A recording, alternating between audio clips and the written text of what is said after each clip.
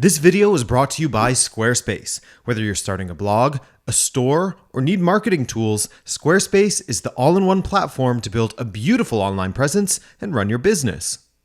Liverpool have been very poor so far this season, far from the team that they are capable of being at the very least. This has Liverpool supporters scrambling for answers. Is it the sale of Mane? Well, pinning all of Klopp's success on one player is a bit generous to the man and not really grounded in reality in my opinion. Is it because of their defense? Or perhaps it's something similar to what happens to Mourinho in his third season. The talk of Klopp's 7th season curse is starting to make the rounds as well. So is it a curse, or is there a far more rational reason as to why Liverpool are struggling? In this video, we'll provide you with both points of view. The superstitious and the non-superstitious are all welcome here. I'm Adrian, by the way. If you find yourself enjoying the content, then do be sure to subscribe.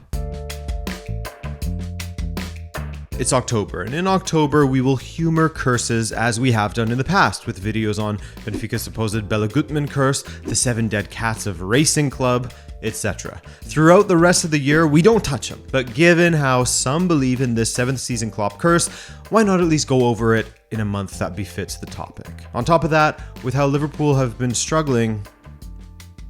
So, what is this curse and why is there one massive caveat surrounding it? Well, it was first discussed while Klopp was back in Germany, as people began drawing parallels between his time at Mainz and his time at Borussia Dortmund. While at Mainz, Klopp achieved some incredible feats, namely getting the club promoted to the Bundesliga for the first time in their history in 2004.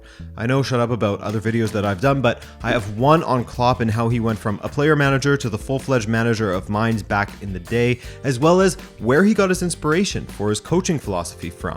It was from a little-known manager named Wolfgang Frank. Well, not so well-known outside of Germany at the very least. He overachieved with Mainz, of course, which is something that needs to be remembered for much of his career, really.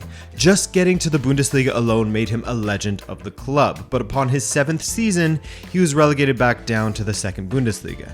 Now, the one issue here surrounding the curse was that it wasn't his 7th full season. His first season in charge, where he went from player to player manager to manager, he only oversaw 12 matches. Technically, his 7th full season was with Mainz in the 2nd Bundesliga, the 2007-2008 season, in which he decided to resign as he could only reach 4th and failed to get promotion.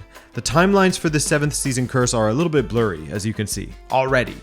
But not so blurry at Borussia Dortmund at least. You all remember what he managed to achieve with that club. He catapulted them to the top of the Bundesliga for 2 consecutive seasons, a huge achievement considering he was up against the monolith that is Bayern Munich, a side that the Bundesliga is still trying to come up with answers to the question of how to best them.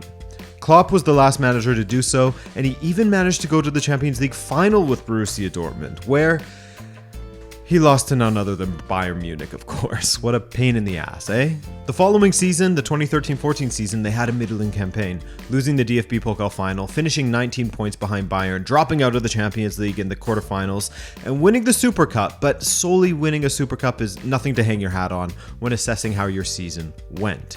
The next season, however, Klopp's 7th was a nightmare for them. The 2014-15 season saw Borussia Dortmund going as low as last place in the Bundesliga as of February 4th.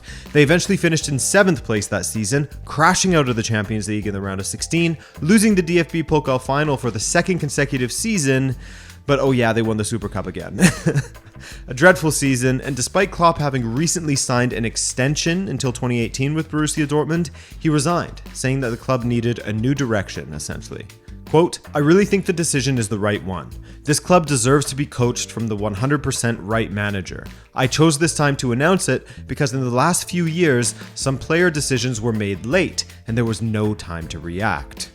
I included that last bit because of course it was in reference to losing players such as Mario Götze and Lewandowski and never really recovering from it, which certainly contributed to the downfall. Hey, or maybe he's cursed, just as some people believe that Benfica is cursed, and thanks to our sponsors for this video, Squarespace, we've added another great educational blog, a beautiful piece of journalism about Benfica. Right, Adrian the intern? Yes, that's correct. Things are rolling along here as usual, as Benfica is absolutely massive.club. As you can see, more comments on the award-winning blog that we have set up, including one from Pablo Aymar himself. Incredible. So easy to reply to comments on Squarespace. On top of that, we've updated the important data section to reflect all of our results. 14 wins and 2 draws under Lord Schmidt. Life under Schmidt is as easy as using Squarespace, I tell ya. And of course, to fit the theme of this video, a special blog post surrounding whether Benfica is cursed or not. Again, this took just a few minutes to make, so what's holding you back from creating your own incredible website with Squarespace? Squarespace is the best all-in-one platform to build your own stunning website, just like Benfica is absolutely massive.club, making it easy to build a store, build a portfolio to expand your online presence, get access to marketing and SEO tools, create members-only sections for your top supporters, analytics, connect all of your socials easily, and so much more. I created these events, blog posts, and analytics in less than 10 minutes. Imagine what you could do with their all-in-one platform. So guys, head to squarespace.com for a free trial. And when you're ready to launch your own incredible site, go to squarespace.com/RabonaTV to save 10% off of your first purchase of a website or domain. Domain possibilities are endless. So thanks, Squarespace, and back to Adrian. The highs at both Mainz and Borussia Dortmund were followed by massive slumps, massive drops from where they used to be, and as of now, early in this season, the same could be said of Liverpool. From competing for 4 titles, competing in the Champions League final, coming just short of Pep Guardiola's Premier League point freaks, an unenviable task for Klopp to take on, by the way, but from that, they won 2 domestic cups, which is nothing to sneeze at, right? But now, 2 wins from 8 in the Premier League, sitting 10th in the table, having been scorched by Napoli, who granted are very good at the moment under Spalletti. This season has been incredibly poor by their own standards, and their form harkens back to the early days under Klopp, where Liverpool were looking to leave behind their banter years and the banter players that came with that era. They're not anywhere close to that as far as player quality, by the way, but just the form harkens back to that. Or alternatively, you could look at it like Liverpool's season where they lost Van Dijk, the 2020-21 season. Maybe that's more accurate. If you'll remember, the injuries to Van Dijk, Gomez, and even Matip had a massive effect on their season, forced midfielders to play center back, etc. And a horrible winter period from January to early March saw them lose 8 of 12 matches and slump from 1st all the way down to 8th before settling into 3rd to close things out. They went out early in both domestic cups and were eliminated by Real Madrid in the quarterfinals of the Champions League. Not a season to remember. That's what happens when you lose all 3 of your senior centre backs. They looked off, they weren't themselves in defense, understandably so, and they were a bit anemic in the attack as well, getting outscored by and finishing behind Solskjaer's Manchester United. However, this season, while they started out with a bit of an injury crisis themselves, they have been fielding names that are certainly recognizable. Gone are the Kabaks of the world. But in spite of that, in spite of having key players healthy, for the most part at least, they have won 2 matches from 8, they're 10th in the table, they struggled against sides like Everton, Crystal Palace, and Fulham, whom they should be trashing when they're in form, and they're already 14 points off of first-placed Arsenal, whom they lost to recently. So is it a curse? Again, it depends how you look at the timeline. This is technically his 8th season with Liverpool, as his first season saw him replace Brendan Rodgers on October 8th, 2015. So while that was 7 years ago, he's actually in his 8th season right now, though you could look at it as his 7th full season with Liverpool if you want to believe in the curse. But for those who don't, so the last time we really spoke about Liverpool struggling was, of course, that aforementioned 2020-21 season, where the injuries in defense caused a ripple effect throughout the squad, forcing players to play out of position, play in positions they aren't comfortable playing in, bring in youth players, bring in Kabaks, forcing them to look to players that weren't ready to feature so heavily for them, essentially. This season is different, however. The personnel and defense are all there, besides some Andy Robertson absences throughout. Alisson is in goal, not Adrian. And yet they are leaking goals at an average of 1.54 goals conceded per match as of October 11th. And often, those goals are conceded thanks to an attack down the right side of the pitch. I went through every match Liverpool have played up to their loss against Arsenal on October 9th, and here's what I found. In the Champions League, we'll speedrun this alone. They have conceded 2 penalties, from which they have conceded once. Both were against Napoli. Also against Napoli, 2 of the rest of the Italian team's goals came from attacks down Liverpool's right side. The other coming from an attack down the left that saw Zielinski float through the middle between Alexander-Arnold and Van Dijk. Against Ajax, an attack down Liverpool's right once again, leading to a cutback to Kudus. They didn't concede in their first match against Rangers. So that's what we have so far, but in the Premier League, Fulham first. Mitrovic beats Alexander-Arnold to a header at the back post, then later Van Dijk concedes a penalty. Crystal Palace, quick counter from Palace right through the middle as Phillips is outpaced by Zaha and the fullbacks are pushed way up the pitch. It was 2 defenders back there. Against United, Elanga slips behind, yes, Alexander-Arnold, and cuts it back to Sancho for the first one. The second was a giveaway from Henderson, as again the fullbacks were way up the pitch, a rapid counter from United, and Rashford scores. Teams are clearly learning. Against Newcastle, Henderson's failed attempt at intercepting the ball put it into the path of Longstaff, and he threads it through to Isak for the finish. Brighton, it was deja vu basically. All 3 goals came from attacks down Liverpool's right side. Alexander-Arnold losing his footing on the first one. The second, they picked their way through Liverpool's right-hand side with good incisive passing. And the third saw a cross from Liverpool's right elude Van Dijk somehow. And finally, against Arsenal, an attack through the middle sees Alexander-Arnold get drawn in, only for a diagonal ball to be played into the space behind him for Martinelli to score.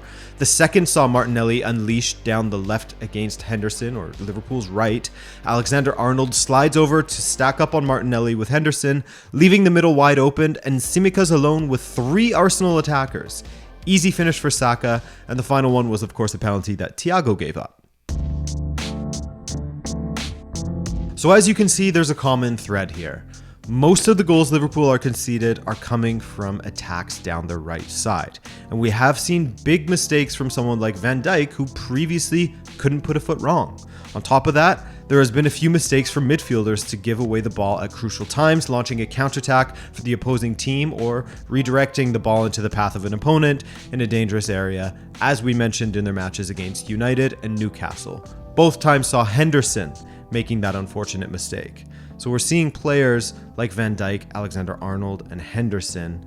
We're seeing their names come up a little bit too often. Alexander-Arnold's side of the pitch is getting targeted by opponents, and if I need to spell out to you why that is, well, I mean, the proof is in the pudding. We also have giveaways in midfield. We also have mistakes from the likes of Van Dijk, and just general disorganization of them when they are getting caught in transition. Klopp has tried to help that by playing 2 midfielders in front of the back line, rather than just Fabinho, who had done so incredibly well in front of the defenders in the past. The issue is, he is playing a seemingly mistake-ridden Henderson and a ball-progressing but light in defensive work Thiago in a 2-man midfield, which doesn't necessarily work against top opposition like Arsenal. It will do a job against Rangers or something like that, who aren't taking to life in the Champions League very well, but it's not going to work against big teams in the Premier League. So not only is your backline playing poorly, but they lack in any sort of cover. That's a recipe for conceding goals. No matter if you now play with 2 men in front of your defense or not. Just look at Juve, 4-4-2 merchants, and they leak goals like crazy. At the start of the season, their midfield options looked a bit thin considering the injuries they had. And that still stands, even with players returning. It looks a bit thin, and with all due respect, a team with Liverpool's ambitions shouldn't be seeing someone like James Milner on the pitch as frequently as they do. But overall, the team seems to be wrought with a lack of composure, or dare I say it, intensity. I know, intensity has become a dirty word for some in the football world, but what would you like to call it? Focus? I mean, we're all talking about the same thing here, because Liverpool consistently concede first in the Premier League. In fact, after facing Arsenal, they pushed their unwanted record of conceding first in the Premier League up to 10 in the last 12 Premier League matches. Consistently slow starts for Klopp's side. As for the attack, losing Sadio Mane is becoming the talk of the Premier League, and I think that absolutely has something to do with some of their struggles. Of course, when you lose a player like that, it's going to affect you. But Darwin Núñez was always going to need time to settle as well. You've seen plenty of misses from him, as he is low on confidence, just as he was with us at Benfica. And you have also seen glimpses of just how dangerous he can be. Mo Salah is also seemingly out of form, looking a shadow of himself. He still has 5 goals and 4 assists, which is not bad, right? But he hasn't scored from open play in the Premier League since August 22nd, his last goal there. While he managed to score against Ajax 1 month ago on September 13th. Just 4 matches ago, not the worst, but not a great turnout from him, and a symptom of the struggles they're having in general. So there are seemingly problems across the park. The biggest ones, in my opinion, are just how mortal their previously airtight defenses looked. The midfield, which was so strong with Fabinho at the heart of it, has seen Klopp rather change to a 2-man midfield and has seen his team suffer because of that as well. So that's on coaching. And in the attack, a mix of losing personnel and having some still settling or completely out of form. that doesn't help either. And here's a big one that could come with the sort of lack of intensity or composure or focus. I think that there is also the mental aspect. They were having a ridiculous season last season where they could have won the quadruple if not for A, having to face a Guardiola team who have lifted the average amount of points needed to win the league to simply ridiculous levels. They're serial winners there. And B, facing their old Champions League finals foes, Real Madrid, again serial winners, and losing to them once again. That feeling of doing all that you can, putting in a great performance all season long, and still not being good enough for a couple of trophies has got to be a defeating feeling, and there will no doubt be some fallout. We saw this happen with this Dortmund side as well, the mental fatigue affecting them. Oh, or they might be cursed. Right, I forgot about that. So thanks for watching, guys. It's greatly appreciated, and I hope you'll stick around and subscribe if you're new here. I'm Adrian, this is Rabona TV, and have a great one. Ciao.